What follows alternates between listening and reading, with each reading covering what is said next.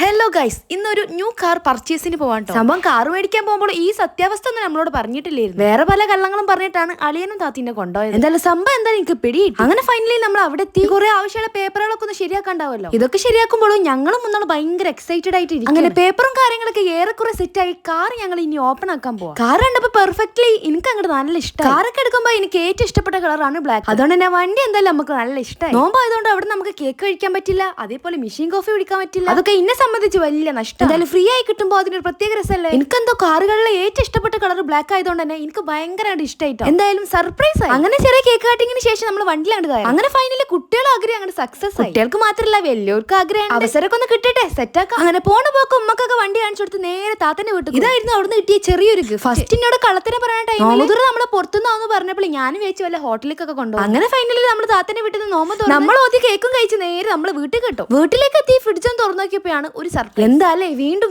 ജീവിതത്തിൽ ആദ്യമായിട്ട് സ്ട്രോബെറി കണ്ടതിന്റെതും കഴിക്കാൻ പോണതിന്റെ സന്തോഷം മൂപ്പര് വീഡിയോസിലൊക്കെ കണ്ട് മാത്രമേ പരിചയമുള്ളൂ. എനിക്ക് സ്ട്രോബെറിനെ പറ്റി കൂടുതൽ അറിയാത്തോണ്ട് ഞാൻ വിചാരിച്ചു ഇതൊക്കെ ഭയങ്കര മധുരം ഉണ്ടാവും. ഇതൊക്കെ എന്റെ വിചാരങ്ങൾ മാത്രമായിരുന്നു. കഴിച്ചു നോക്കിയപ്പോഴല്ലേ രഹസ്യം മനസ്സിലായ. എന്ത് വിധിയത്, വല്ലാത്ത ചതിയത്, ഓർക്കപ്പുറത്തെന്റെ പിന്നീന്നൊരടിയത്. എന്തായാലും സ്ട്രോബെറി ഫ്ലേവറിന് ഒരു തുള്ളി ടേസ്റ്റ് ഇല്ല. അപ്പൊ ഇനി നെക്സ്റ്റ് വ്ലോഗിൽ കാണാം. ടാറ്റാ.